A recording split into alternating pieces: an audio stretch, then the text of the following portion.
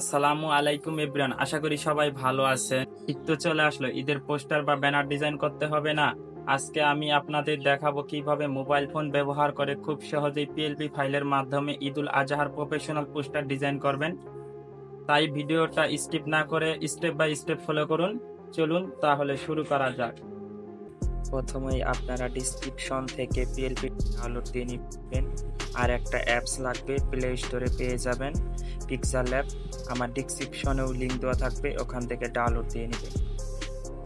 PLP file download দেওয়ার পর ফাইলে চলে যাবেন, ডাউনলোডে ক্লিক করবেন। ঈদুল আজহা 2025 পিএলপি ফাইল, এই ফাইলটা ডাউনলোড হলে এখান থেকে বের হবেন। পিক্সেল ল্যাব এখানে ক্লিক করবেন, থ্রি ডট এখানে ক্লিক করবেন, ওপেন পিএলপি ফাইল এখানে ক্লিক করবেন, পিএলপি এখানে ক্লিক করবেন।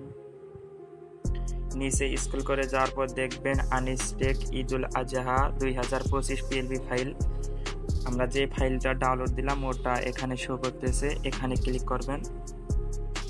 ওপেন অ্যান্ড অ্যাড এখানে ক্লিক করবেন, তারপরে এখান থেকে বের হবেন।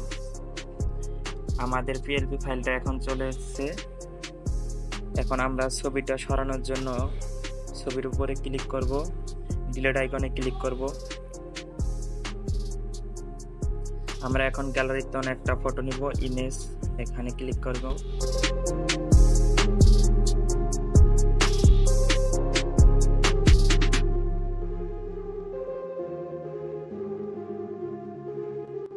আপনার মন মতন ছবিটা কাস্টমাইজ করে নেবেন।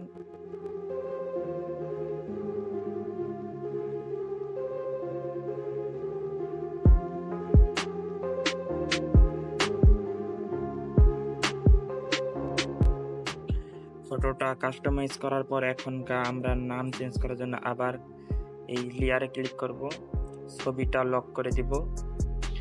আনিসুর রহমান আনিস, এখানে এই লকটা খুলে দিব।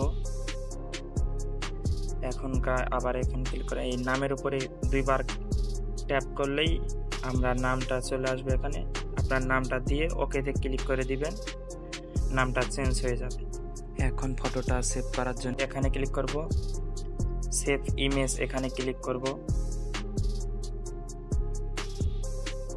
এখানে ক্লিক করব, আলটা সিলেক্ট করে সেভ টু গ্যালারি এখানে ক্লিক করে দিব।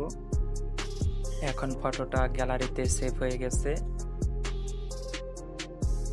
আই হোপ গাইস ভিডিওটা কেমন লাগলো অবশ্যই কমেন্টে বলতে ভুলবেন না। লাইক দিয়ে চ্যানেলটি সাবস্ক্রাইব করে পাশের বেল আইকনটি অন করে দিন। ভালো থাকুন, সুস্থ থাকুন। আসসালামু আলাইকুম।